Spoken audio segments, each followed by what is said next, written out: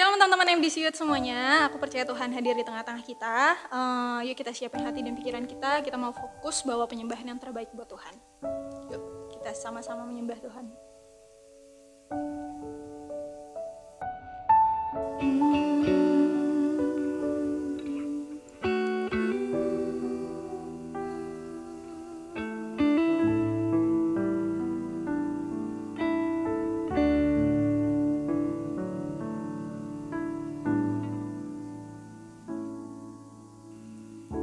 Saat ku menyembahmu, Roh-Mu bekerja. Saat ku memujimu, Kau bertahta di atas pujian. Saat ku menyembahmu, Roh-Mu bekerja. Saat ku memujimu, Kau bertahta di atas pujian. Ku angkat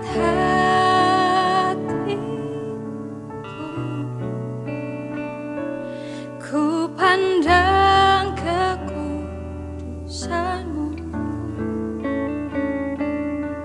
Saat ku sembah, ku puji-Mu, ku rasakan kehadiran-Mu Tuhan.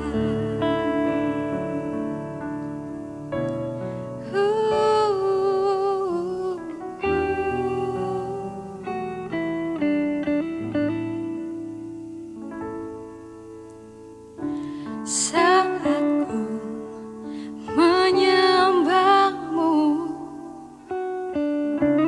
Roh-Mu bekerja. Saat ku memuji-Mu, Kau bertahta di atas pujian. Ku angkat hatiku, ku pandang kekudusan-Mu. Saat ku sembah, ku puji-Mu, ku rasakan kehadiran-Mu Tuhan. Ku angkat hatiku, ku pandang kekudusan-Mu. Saat ku sembah, ku puji-Mu, ku rasakan kehadiran-Mu Tuhan.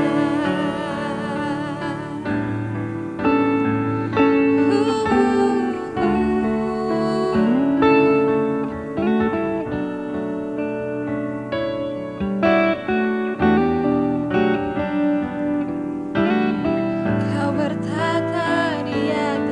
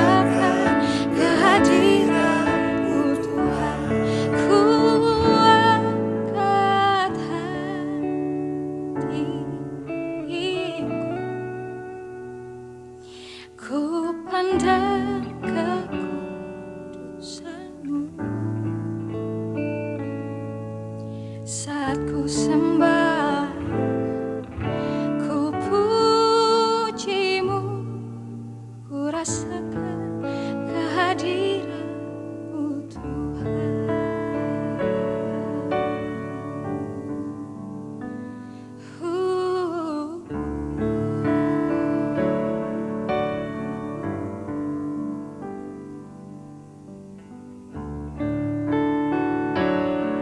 Penuhi hati kami Tuhan, saat kami menyembah-Mu.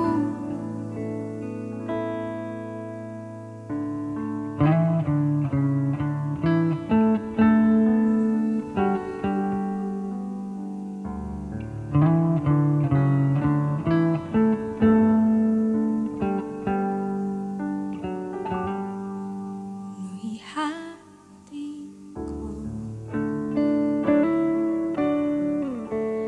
dengan hadir-Mu.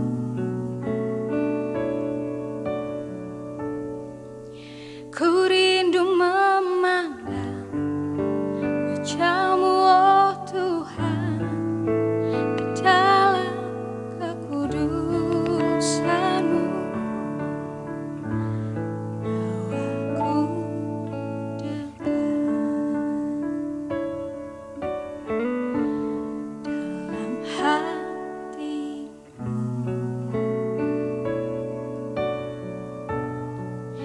Ku rindu mendengar suara-Mu, oh Tuhan, di tempat kudus-Mu sekarang. Ku rasakan kasih-Mu dan indahnya kekudusan-Mu. Penuhi dengan kasih-Mu, diam di hadirat-Mu. Ku mengangkat tanganku dan ku bersyukur menyembah-Mu. Penuhi dengan kasih-Mu, diam di hadirat-Mu.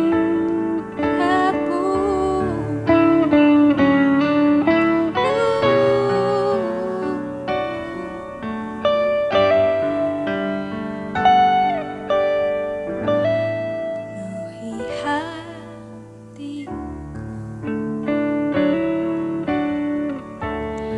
dengan hadir-Mu. Ku rindu memandang wajah-Mu, oh Tuhan, di dalam kekudusan-Mu. Bawaku dekat dalam hati-Mu.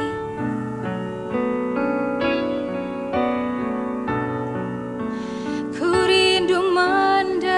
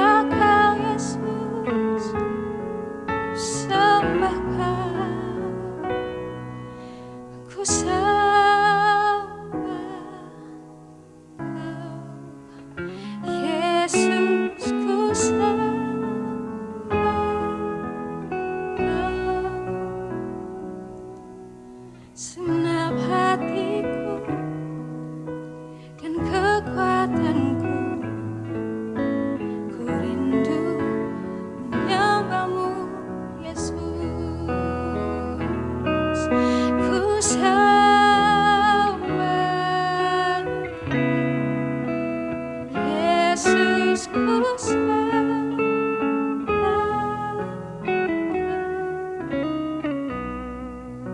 Segenap hatiku dan kekuatanku, ku rindu menyobamu, Yesus.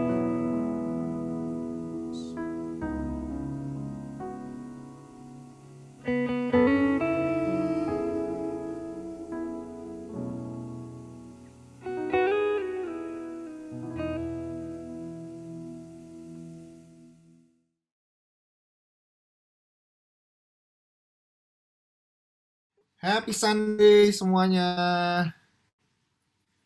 Halo.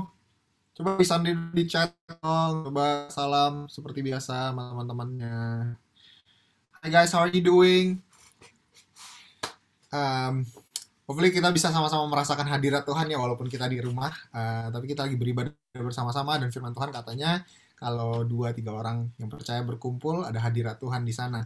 So, amin ya, percaya ya kalau ada Tuhan di tengah-tengah kita walaupun kita ibadahnya lewat Zoom. Cuman welcome to a new month. Kita masuk ke bulan Maret sekarang. Dan kita ada seri yang baru, excited banget untuk introduce seri yang barunya kita ini. So, seri ini nggak cuma sebulan doang, tapi akan langsung 2 bulan. Jadi Maret dan April kita udah tahu nih, kita mau ngomongin apa. Dan akan excited banget karena aku benar-benar percaya kalau ini akan menjadi sesuatu yang foundational buat imannya kita, akan ngingetin sama kita kebenaran-kebenaran yang esensial yang mungkin kita udah lupa, dan yang pastinya akan membawa kita untuk bertumbuh. Karena memang temanya bertumbuh, yaitu grow, let's grow. Oke, so Happy Sunday again semuanya. Hari ini akan sedikit berbeda. Ini preface aja ya. Jadi teman-teman yang biasanya mungkin main HP dan nggak pernah buka mic dan nggak pernah ngobrol di ibadah yang cuma nonton doang, hari ini akan sedikit berbeda karena akan ada breakout room. Jadi ini udah warning ya dari sekarang. Kita akan ada breakout room dan kita akan coba berdiskusi di ibadah kita. Buat apa ibadah di Zoom? Kalau sama aja rasanya sama ibadah biasa, kita nggak bisa ngomong apa-apa ya kan. So, hari ini akan ada pertanyaan-pertanyaan diskusi, terus kita akan bagi ke breakout room. Tolong partisipasinya, tolong nanti jangan diem-dieman di room. Gue belum briefing siapapun, jadi nggak ada leadernya, nggak ada siapapun. Pokoknya kita, inilah, apa namanya, coba bawa hati kita yang haus, hati kita yang ingin menggali kebenaran, terus coba utarakan aja opini kalian. Nggak ada yang benar, nggak ada yang salah. Oke, so nanti hopefully di breakout room kalian masing-masing kalian bisa bertukar opini tentang pertanyaan-pertanyaan yang ada. Oke, let's get into it. So, tema kita di bulan Maret dan April ini adalah Let's Grow. Sama-sama bilang Let's Grow. Di chat. Atau di kamar juga nggak apa-apa. Let's Grow. Oke, kita pingin sama-sama untuk bertumbuh secara rohani. Ya kan? Kita percaya kalau kita ini bukan makhluk dunia, ya kan? Kita diciptakan secara rohani. Tuhan yang kita sembah adalah Tuhan yang ada di dalam roh. Katanya kita harus menyembah Dia di dalam roh dan kebenaran. So, ini habitat kita yang sementara, ya kan? So, yang terutama adalah sebenarnya bukan pertumbuhan jasmani kita, tapi pertumbuhan rohani kita. Kekuatan kita, kedewasaan kita yang terutama, yang penting di hadapan Tuhan adalah makhluk roh kita, ya kan? So, when we say let's grow, bukan berarti bertumbuh tinggi badan, atau bertumbuh berat badan, atau bertumbuh umur doang, tapi kita lagi ngomongin tentang bertumbuh secara roh. Amin. So, kita mau ngomongin tentang ini, gimana sih caranya supaya kita bisa bertumbuh secara roh. So, kita akan ngomongin, kenapa penting bertumbuh. Mary Steenburgen, ya kan, berkata seperti ini, if we're not growing, we're dying. So, kalau seseorang itu nggak lagi bertumbuh, artinya dia lagi sedang mati. Oke? Pertumbuhan itu nggak opsional buat kita makhluk-makhluk yang diciptakan sama Tuhan. Kita harus terus bertumbuh. Kita harus terus belajar. Kita harus terus semakin dewasa. Kita harus semakin berhikmat. Itu rancangannya Tuhan. Supaya kita setiap hari semakin mengenal Dia, semakin mengenal kebenarannya, dan semakin dewasa di dalam Dia. So, if we're not growing, artinya kita lagi dying. Okay, so growing is not optional. We want to grow spiritually. Kita mau bertumbuh secara roh. Amin. Nah, langsung ke pertanyaan pertama, diskusi pertama. Nggak pakai lama-lama. Kita akan ngomongin dua hal ini. Oke, so aku akan briefing sedikit. Pertanyaan yang pertama adalah gimana sih caranya seseorang bertumbuh secara rohani menurut kamu? So ini opini ya, opini kamu. Berdasarkan apa yang kamu tahu sejauh ini, apa yang kamu percayain, gimana caranya seseorang bisa bertumbuh secara rohani? Lalu pertanyaan kedua adalah, apa sih ukuran dari kedewasaan rohani yang sebenarnya? Maksudnya gimana? Maksudnya kita mau bertumbuh, tapi ke arah mana kedewasaan rohani itu diukurnya seperti apa, gitu kan? Kita nggak bisa cuman kalau bayi kan kita tahu semakin berat, semakin tinggi, itu kan dia bertumbuh dikasih makan dengan baik. Nah, kalau rohani kayak gimana kedewasaan rohani? Nah, gitu. Jadi itu dua pertanyaan ini. So, sebentar akan dibagi ke breakout room. Langsung masuk aja ke breakout room-nya. Siapapun langsung initiate. Coba dicatat dulu pertanyaannya. Dan aku mau kasih 5 menit. So, cuma 5 menit aja kok. 5 menit. Silahkan langsung bawel dan bertukar opini ya. Kalau kurang waktunya nanti kita coba tambahin. Oke? So, siap-siap ya. Silahkan Fanny, boleh dibuka room-nya. Oke, ayo gue mau denger jawabannya. So, mungkin dari langsung ini ya, langsung dua-duanya jawaban pertanyaannya gimana caranya seorang bertumbuh secara rohani, terus apa sih ukuran kedewasaan. So, mulai dari grupnya siapa nih? Fanny. Ayo, utus siapa grupnya Fanny? Giovannia. Ya, Grupnya kamu, siapa yang mau jadi jubirnya? kita yang nomor 2, aku lupa. Jadi itu nggak dibahas. Nomor 1. Oke. Gimana So, sih? Gimana Eli, caranya seorang bertumbuh secara rohani? Alicia mau nggak jawab? Ayo Alicia, boleh Alicia. Alicia.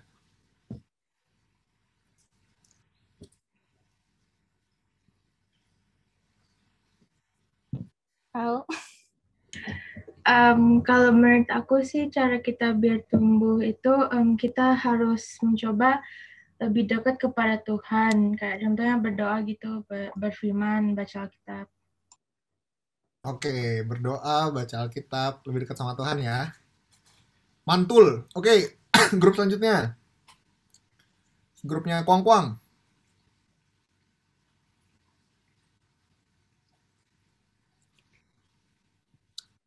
Yoi, kenapa? Apa jawabannya? Oh, Apa? oke. Pertanyaan pertama apa? Gimana caranya? Oh, jadi kalau misalnya mau bertumbuh secara rohani, kita mesti doa, mesti saat teduh, kita pokoknya mesti lebih dekat lagi kepada Tuhan. Gitu. Kalau kedua, gimana? Apa ukuran kedewasaan rohani?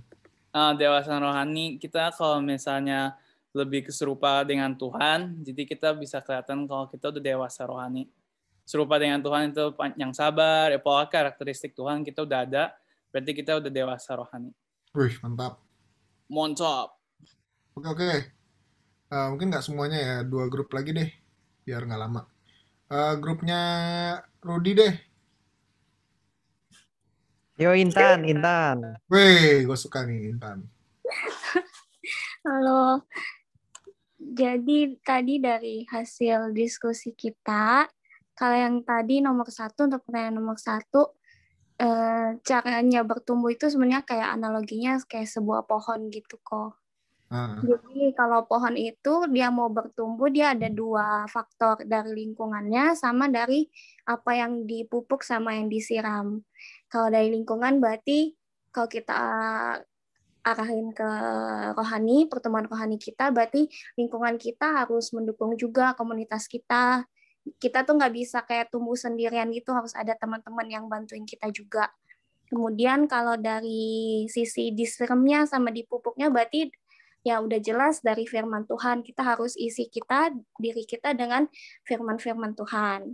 Kemudian yang nomor 2 adalah ukuran kedewasaan kita sudah bertumbuh secara rohani, yang pertama itu adalah pola pikir, cara kita menghadapi sesuatu permasalahan itu udah nggak lagi self-center gitu. Selalu kita Christ-center. Habis itu sama yang kedua adalah cara berperilaku dan merespon segala sesuatu juga. Wow, wah, kayaknya gue nggak perlu khotbah lagi nih. Itu hasil dari teman-teman. Oke, last one, grupnya Agus. Gak ada Agus loh. Gus, gimana Gus? Agus nggak ngomong nih kayaknya dari tadi. Agus.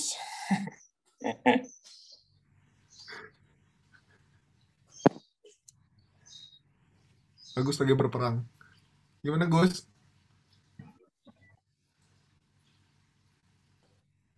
Ya, kalau mau bertumbuh secara rohani, kasih makan rohaninya. Kalau tubuh kita mau bertumbuh kan kita makan. Nah, kalau rohaninya berarti kita kasih makan rohani. Seperti ya berdoa dan segala macam hal-hal kegiatan rohani. Ukuran dewasaan rohani adalah ketika kita lebih mementingkan hal-hal yang rohani daripada hal-hal yang duniawi. Contohnya seperti itu. Terima kasih. Thank you semuanya. Thank you partisipasinya. Bener lah, nggak ada yang salah sama sekali. Kalian memang anak-anak rohani semua ya. Luar biasa. Hidup Farisi. Oh, bohong. Salah. Enggak lah. Cuman udah benar semuanya. Cuma aku mau share aja beberapa ayat yang mungkin bisa memperteguh apa sih yang kalian katakan dan memang udah benar semuanya ya. 1 Korintus 3 ayat 4-7 bilang kayak gini. Karena jika yang seorang berkata, aku dari golongan Paulus, dan yang lain berkata, aku dari golongan Apolos, bukankah hal itu menunjukkan bahwa kamu manusia duniawi yang bukan rohani? Jadi, apakah Apolos, apakah Paulus? Pelayan-pelayan Tuhan yang olehnya kamu menjadi percaya, masing-masing menurut jalan yang diberikan Tuhan kepadanya. Aku menanam, Apolos menyiram, tetapi Allah yang memberi pertumbuhan. Karena itu penting bukanlah yang menanam atau yang menyiram, melainkan Allah yang memberi pertumbuhan. Oke, so ingat ya kata-kata itu. Tetapi Allah yang memberi pertumbuhan, Allah yang memberi pertumbuhan. Ya kan? Lalu Yohanes 15 berkata lagi, Yohanes 15 ayat 4-5, tinggallah di dalam aku dan aku di dalam kamu. Sama seperti ranting tidak dapat berbuah dari dirinya sendiri, kalau ia tidak tinggal pada pokok anggur, demikian juga kamu tidak berbuah jikalau kamu tidak tinggal di dalam aku. Akulah pokok anggur dan kamulah ranting-rantingnya. Barang siapa tinggal di dalam aku dan aku di dalam dia, ia berbuah banyak. Sebab di luar aku, kamu tidak dapat berbuat apa-apa. So, ini dari 2 ayat ini aja kita udah bisa konklusiin satu hal, teman-teman. Dan ini aku cuma mau ingetin aja, ini fundamental banget. Karena memang ini awal dari seri kita, ya kan? Yaitu grow. Dari mana sih pertumbuhan itu? Dari mana? Growth comes only from God. Pertumbuhan hanyalah datangnya dari Tuhan. Bukan yang lain, nggak ada pertumbuhan nggak datang dari melakukan kegiatannya. Pertumbuhan datang dari terhubung dengan sumbernya. So ini yang kita harus perhatiin baik-baik teman-teman, karena selama seri ini kita akan ngomongin tentang kegiatan. Tapi sebelum kita masuk ke dalam ngomongin kegiatannya, kita harus tahu kenapa kita melakukan kegiatannya. Karena banyak orang itu udah fokus sama kegiatannya dan sampai-sampai lupa tentang kenapanya. Ya kan? Kita akan selama seri ini kita akan ngomongin lagi tentang disiplin-disiplin rohani, tentang apa itu worship, apa itu baca Alkitab, bagaimana berdoa, bagaimana memberi, bagaimana melayani. Semua ini penting untuk bertumbuh secara rohani. Ini fundamental dari pertumbuhan rohani. Tapi kita nggak bisa sampai memfokuskan kepada kegiatannya tanpa kita ngerti kepada prinsip dari pertumbuhan itu datang dari mana. So, balik lagi aku mau ingetin kalau pertumbuhan itu hanya datang dari Tuhan. So, pertumbuhan yang sejati itu karena kita nempel sama Tuhan, berhubungan, terhubung sama Tuhan. So, cuman itu doang. Di saat kita semua terhubung sama Tuhan, kita pasti bertumbuh. Itu prinsipnya. Kalau kamu terhubung sama Tuhan, kamu berbuah. Ya kan? Kalau kita terhubung sama Tuhan, kita bertumbuh, kita hidup, kita sehat. Ya kan, kita bisa kita berrelasi, attached sama Tuhan. Nah, pertanyaannya kalau gitu bukan apa kegiatannya, ya kan? Tapi gimana caranya gue bisa terhubung sama Tuhan. So list aktivitas-aktivitas ini, disiplin-disiplin rohani ini, pada dasarnya adalah hanya untuk menghubungkan diri kita sama Tuhan. Itu alasan kita ngelakuin semua ini. Ya kan? Bukan yang lain. Tanpa hati yang benar, disiplin rohani bisa menjadi rutinitas agamawi. Dan ini yang aku takutin banget sama kita semua.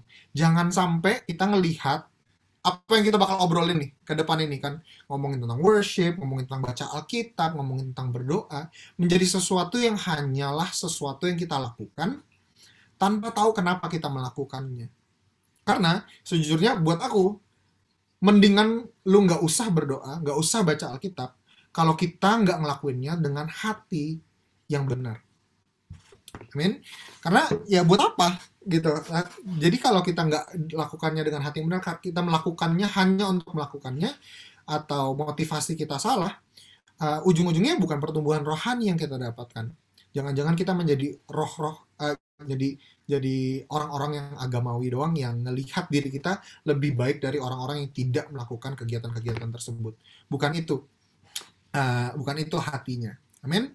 Nah, lanjut ya. Efesus 4 ayat 13 sampai 16 bilang kayak gini. Sampai kita semua telah mencapai kesatuan iman dan pengetahuan yang benar tentang anak Allah, kedewasaan penuh dan tingkat pertumbuhan yang sesuai dengan kepenuhan Kristus, sehingga kita bukan lagi anak-anak yang diombang-ambingkan oleh rupa-rupa angin pengajaran, oleh permainan palsu manusia dalam kelicikan mereka yang akan menyesatkan.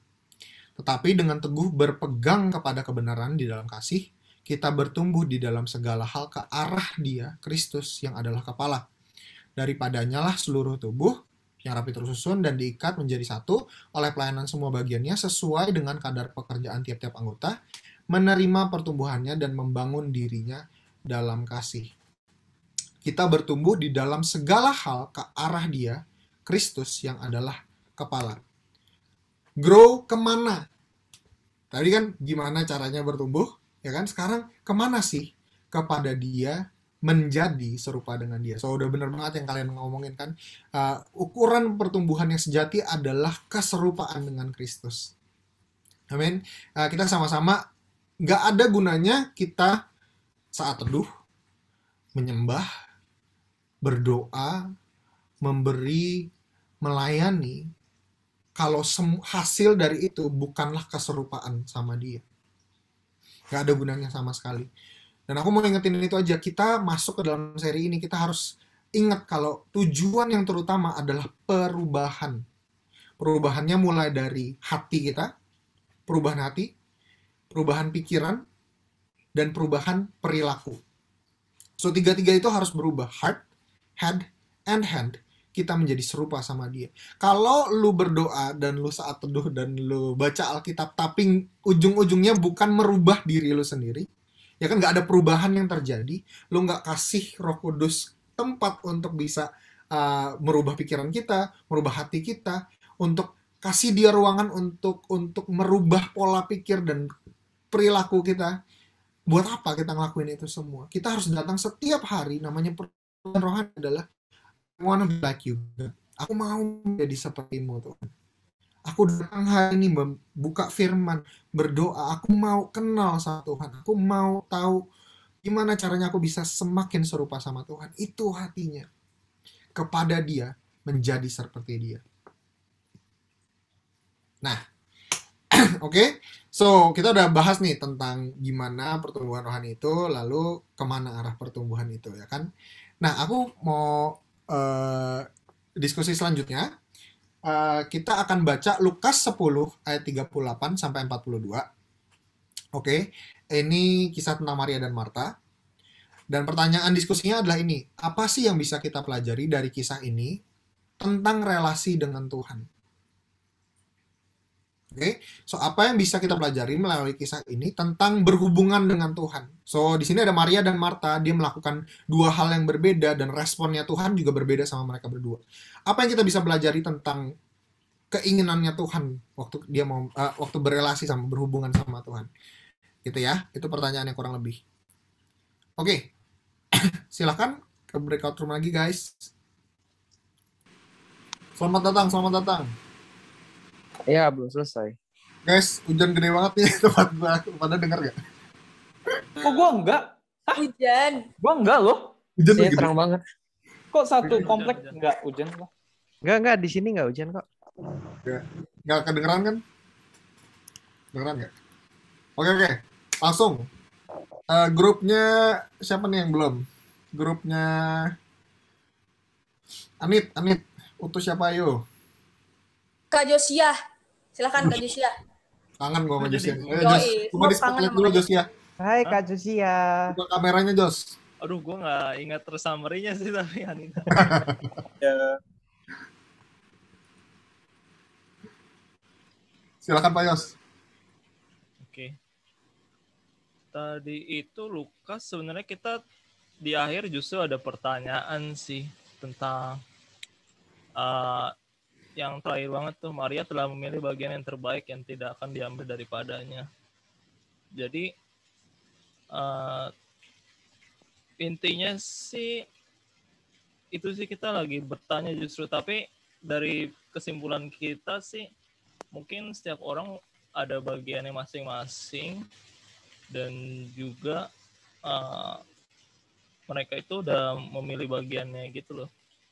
Jadi jangan terlalu mikirin orang kali ya, atau ya gitu deh. Gitu ya. Perbedaannya apa? Perbedaan antara Maria dan Marta apa? Perbedaan Maria dan Marta ini kan melayani Tuhan ya. Sedangkan Maria ini lebih mendengar ya. Tapi kalau gue sih nangkepnya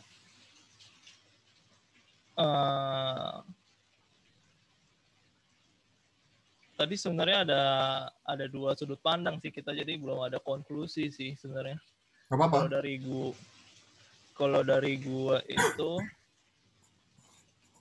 gue mengingat pada di kantor sih. Jadi di kantor itu gue pernah kayak bos itu dia sangat tidak senang kalau misalnya gue lagi meeting terus gue ngerjain something gitu. Jadi dia harus fokus karena bagi dia itu ya gue nih atasan lu gitu. Siapa lagi yang lebih tinggi daripada gue? Jadi lu anak gue, lu harus dengerin gue. Meskipun itu yang gue kerjain juga penting gitu. Nah, kalau gue tangkap sih itu mungkin. Jadi Tuhan ingin kita fokus pada dia, tapi juga saatnya kita bekerja ya kita melayani juga gitu. Gitu sih. Tapi ada pertanyaan sudut tadi pandang yang sih. Oke. Thank you Yos, thank you grup Yos ya. Grupnya ini Sopo ini terakhir, Ezer. Siapa yang mengutus Najam, pemeran iklan Adam Sari. Biasa, tolong di spotlight mana ini orangnya. Kalau tadi di jawaban grup kita sih kurang lebihnya sama-sama Kak Josia tadi. Jadi semua punya bagiannya masing-masing dan semua punya cara masing-masing untuk mempunyai relasi khusus dengan Tuhan gitu Kak. Oke. Ada lagi yang punya pengamatan yang lain, teman-teman? Siapa aja boleh. Mungkin Ibu Pendeta Grace Simanjuntak. Aman. Tapi di grupnya Rudy tuh menarik loh. Oke. My God, nyala kan? Iya, jadi Maria dan Marta sebenarnya dua-duanya sama-sama melayani, hanya dengan cara yang berbeda aja gitu. Nah, kalau si ini yang tadi di kepalaku ya, si Marta itu dia melayani dengan cara gitu. Dan jadi ada caranya yang dia lakukan.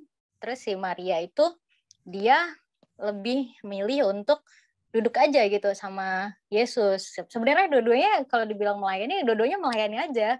Sama-sama melayani gitu, hanya caranya aja yang beda. Kayak gitu. Oke. Berarti ada yang lebih baik atau yang ada sama aja? Nah, kalau itu gue nggak tahu ya. nggak bisa dibilang mana lebih baik gitu. Karena konteksnya ini kan relasi dengan Tuhan gitu. Ada muncul sih pikiran kayak si Maria ini dia memilih untuk menikmati hubungan dia sama Tuhan saat itu, hubungan dia sama Yesus gitu. Tapi si Marta itu memilih untuk melakukan berbagai cara, tapi kita nggak tahu apakah cara yang dia lakukan itu adalah bentuk dari hubungan dia sama Tuhan atau hanya sibuk menyibukkan diri supaya terlihat dia mengasihi Tuhan kayak gitu. Nah itu kan kita nggak tahu kan apa yang menjadi motivasi si Marta untuk ngelakuin itu kayak gitu. Thank you. Ada lagi yang punya opini lain mungkin? Ada di sini yang mendukung kalau Maria yang benar dan Marta yang salah mungkin? Gak ada? Pak Jeremy Surya gimana Pak Jeremy Surya? Kenapa John? Ada opini gak gitu? Opini. Kalau gue tadi sih sempat discussnya, gue satu grup Maka Grace juga tadi. Gue ngelihatnya ceritanya dari awal tiba-tiba Yesus datang satu kota gitu kan.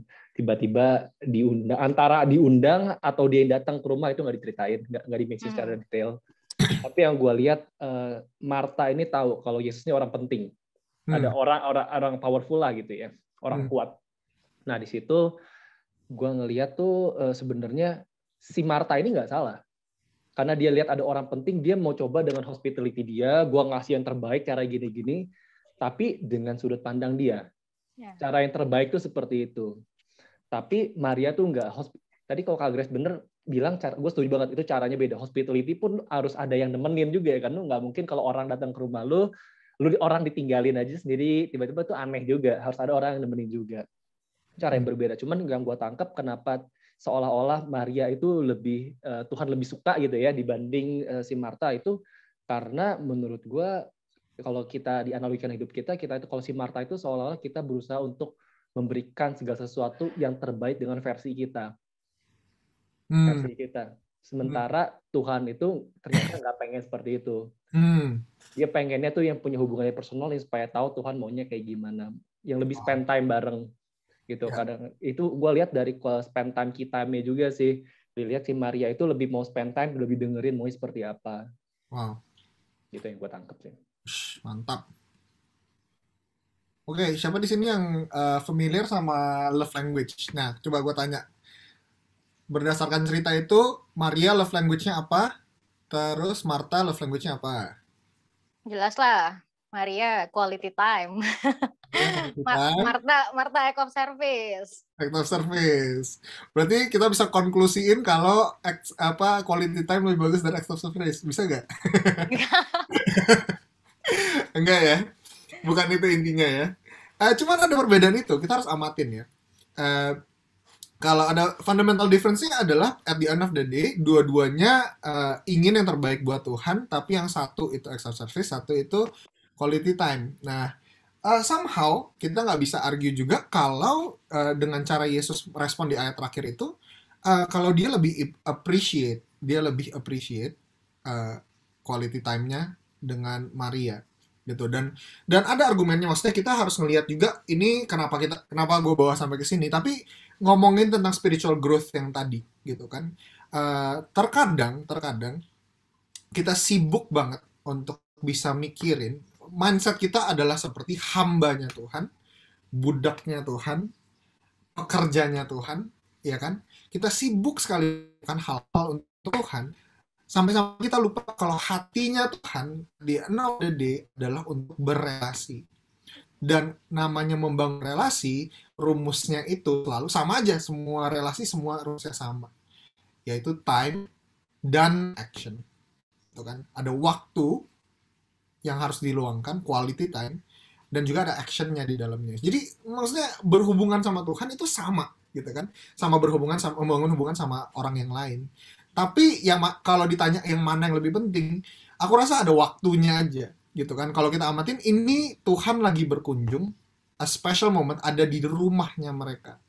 Jadi ada waktunya teman-teman, ada waktunya kita melayani Tuhan mati-matian, tapi ada waktunya juga di mana Tuhan tuh ada di dalam ruangan kita atau di rumah kita, di kamar pribadi kita, di rumah pribadi kita. Dan itu waktunya kita untuk cuman sekedar ada di kakinya dia aja gitu. Dan ini yang kita mau make sure, kalau pada dasarnya Tuhan, ini argumenku ya, aku nggak tahu bener atau enggak, cuman kita harus punya quality time dulu sama Tuhan sebelum kita melakukan service kepada Tuhan. Karena kalau kita service doang tanpa quality time, ujungnya kita bukan karena pengenalan, gitu. Bukan karena kita nggak tambah kenal sama Tuhan di saat kita melakukan hal-hal untuk Tuhan. Tuhan pingin kita lebih kenal dia, lebih kenal hatinya. Dia pingin ada komunikasi yang dua arah. Nah, itulah spiritual growth. So, at the end of the day, it's about heart of worship. Dan worship tentang hubungan. Oke, anyway, lanjut dulu. Gue udah berapa menit nih? Udah overtime belum? Ini yang gue pengen share. Hati di balik disiplin rohani. So, semua ini lagi ngomongin tentang, aku lagi coba nge-set up kita untuk serinya kita ini kan, yang kita udah mau ngomongin tentang worship, tentang segala macam. Aku takut banget kalau kita masuk ke dalam ini, kita kacamatanya adalah, oke, sekarang aku harus ngelakuin A, B, C, selesai. Bukan itu. Hati di balik disiplin rohani adalah melakukan apapun yang diperlukan untuk membangun hubungan dengan Tuhan setiap hari. Ini yang namanya disiplin rohani, ya kan? Tapi melakukan apapun yang diperlukan untuk apa? Untuk membangun hubungan dengan Tuhan. So, kita harus melihat Tuhan sebagai seorang person yang kita mau kejar, yang kita mau PDKT-in, yang kita mau kenal, yang kita mau kagumi, yang kita mau sayangi. Kenali, kagumi, sayangi. Coba refleksiin hari-hari ini teman-teman. Gua nggak tahu kalian lagi saat teduh atau enggak, lagi rajin berdoa atau enggak. Mungkin kalian udah bosen banget, apa sih ini? Gue nggak pernah gitu, gue nggak ngerasa itu rewarding. Gue nggak punya waktu untuk itu, mungkin kalian sibuk banget. Gue nggak tahu gitu. Coba kalian refleksiin di kehidupan masing-masing. Gimana situasi kalian di dalam disiplin rohani ini? Atau mungkin kalian udah rajin ngelakuinnya. Tapi apakah kita bertumbuh di dalam pengenalan kita, di dalam kekaguman kita sama Tuhan, dan sayangnya kita sama Tuhan, atau enggak? Gitu. Karena at the end of the day, ini tentang relasi dan ada kasih yang di dalamnya, ada keintiman di dalamnya. Tuhan pingin banget supaya kita kenal sama dia, intim sama dia. Nah, ini ayat terakhir yang aku mau kasih ke kalian. 2 Timotius 3 ayat 1-5.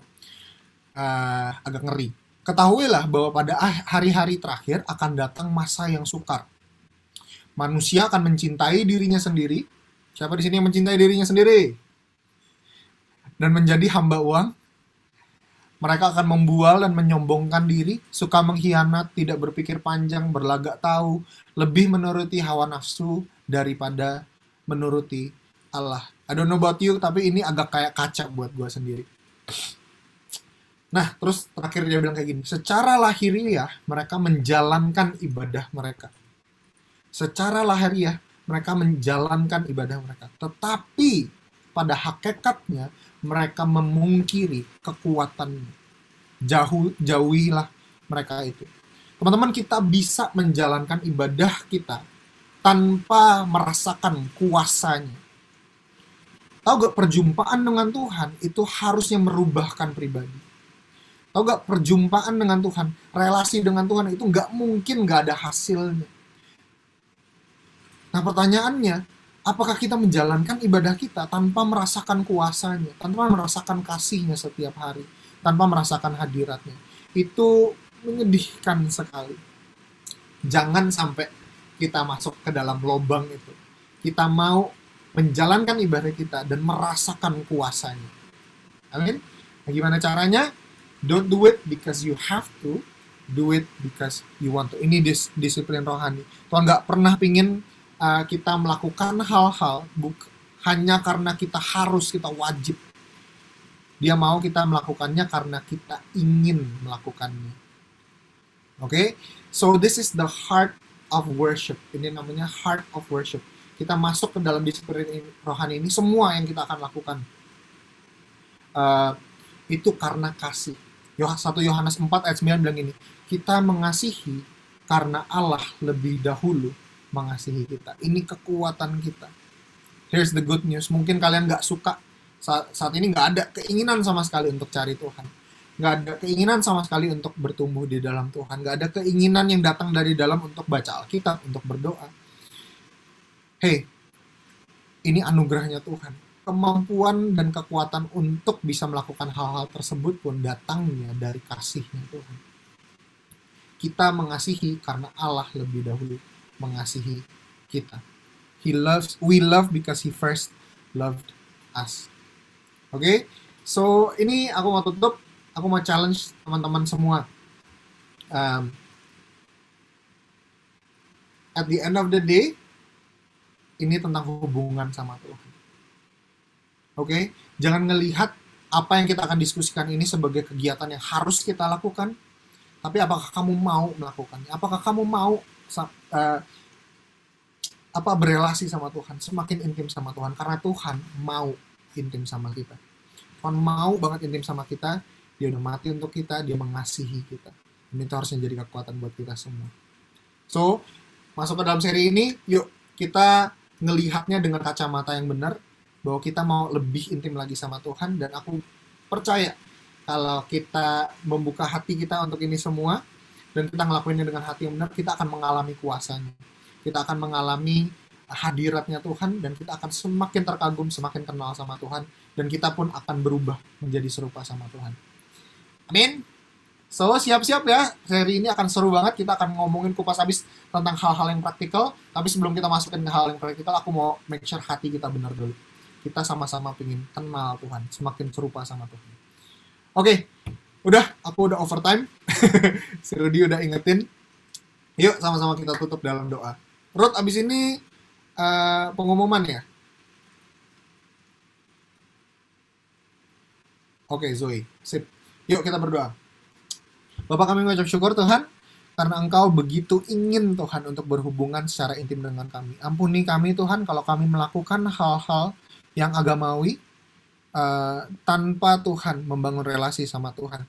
Kami berdoa Tuhan, setiap kami di sini diperbaharui lagi hatinya, supaya kami melakukan segala ini Tuhan hanya untuk membangun hubungan sama Tuhan, hanya untuk lebih intim lagi sama Tuhan, hanya supaya kami bisa mengenal Engkau lebih dalam lagi, dan supaya kami bisa semakin serupa sama Tuhan. Bapak, terima kasih Tuhan untuk rencana kami untuk seri ini 2 bulan ke depan. Kami akan mengupas habis Tuhan tentang disiplin-disiplin rohani. Kiranya kami sama-sama bisa bertumbuh dan semakin kuat Tuhan, semakin dewasa di dalam Engkau. Di dalam nama Tuhan Yesus kami berdoa. Amin.